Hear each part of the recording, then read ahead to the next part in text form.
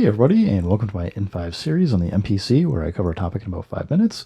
Inside Chocolate with Jimothy, or maybe it's Jamothy. Drop me a note in the comments if I got that right or wrong. Writes in and says, can I take a sample of every C key, for instance, and assign it to each corresponding octave on the one keyboard? You absolutely can.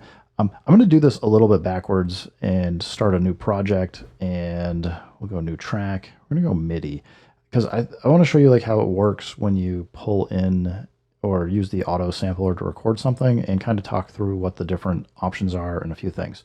So I've got the S950 over here. It is set up and it's got the default tone program. So I'm going to go rename this, and we're just going to call it S950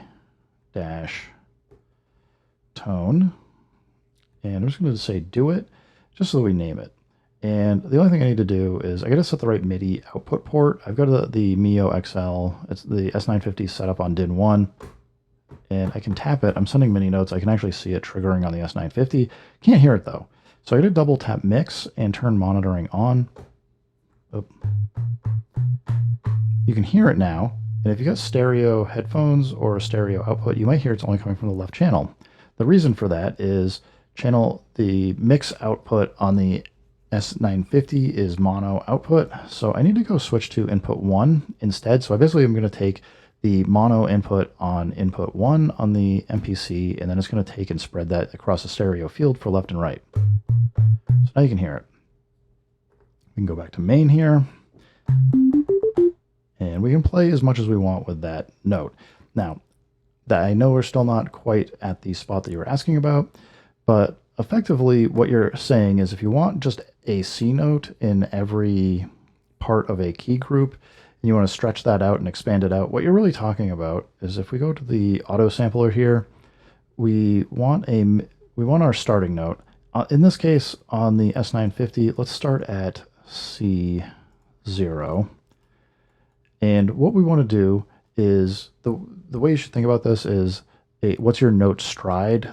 This is how Akai calls it, is how many or how much samples are being stretched between notes. In this case, with a stride of 6, you're going to record every sixth note from C to C4. So if we go C0, 1, 2, 3, 4, that would be 5 notes. Then there'd be 4 more in between. What's that, like an F or F sharp or something? Anyway, if we want every single note recorded, we can set note stride to 1, and that would mean you have your C, C sharp, D, all the way up to your next C. In your case, though, you're saying you want 12. And I'm just going to do the 12 just so you can see what it looks like.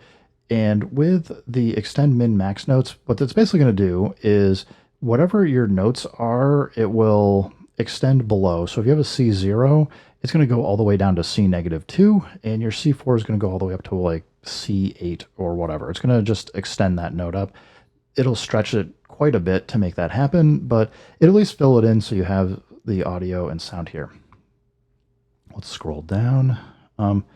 For this note, I'm just going to go, we don't need to record forever. I'm just going to do 2 seconds, and you can hear like this is pretty snappy. As soon as I let go, it's going to end. So we'll just do like a 0.2 second tail, and I want to name this something different. Instead of auto sample, we're just going to go, that's it's really just a sine wave. So we'll just call it sine, S950 sine. Do it. We don't want looping. The looping can help, but you're going to usually want to do this on your own. It kind of just picks the spots, and it's not usually very helpful because it's not doing any kind of verification of 0 cross points or other things. So the looping just is, when it works, it's cool, but it's usually pretty terrible. We're going to auto trim the start. So basically it's just going to take out the whatever silence there is at the start of the sample. And I don't care to make it the current track, but we'll get there in a second. So I'm just going to hit do it. Hopefully you can hear that low C0. Now we're on 1, 2, C3, C4, and we didn't tell it to do C5. So a couple things. We've now got, you'll see that in this display here, that the notes, the picture values are changing based on what note we're playing or what sample's being played. But if I play this, as I keep going up, it's going to be using the same sample until we get to the next C. So for, as you're saying, like basically you just have a key group, and if I hold menu here and hit track edit, if you're on MPC firmware 2, it's going to say program edit, but track edit's the same thing. So I'm just holding menu, I'm just tapping the pad that's associated with track edit to come in here. And first thing, we got key groups up here. If you like double tap on this, you'll see we've got 5 key groups. We've got C0, 1 for C0, 2 for C1, 3 for C2, 4 for C3, and 5 for C4. And we can go check basically what key group each pad set is in by just tapping the pads. So it's 1, 2, 3. I'd have to go up here to get 4 and 5.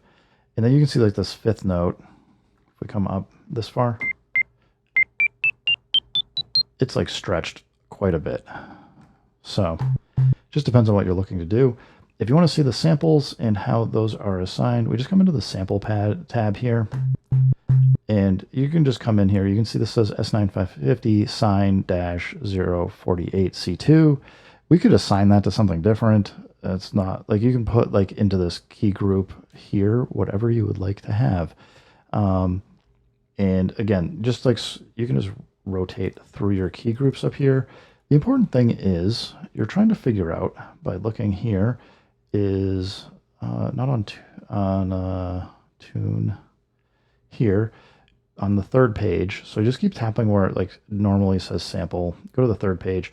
You want to set the root note to whatever the actual note is. So in this case, C0, C0. If I tap this one, it goes C3, C3. You just need, you could do F notes or whatever else. You just need to make sure that you have the right value in there. And I don't know, I'm probably missing like a ton of stuff, but I hope that gives you like at least a sense for how like the key groups get started and how you kind of work through them, because it's not too bad, but it can be a lot of work to go do this manually. If you have the opportunity, I would obviously say use the auto sampler. It will go set up all of the things correctly for you for layers, note locations, and all that fun stuff. Anyway, Jimothy, thanks for writing in. Everybody else, thanks for stopping by. Keep making music, keep having fun. Remember, if it sounds good, it is good. And peace.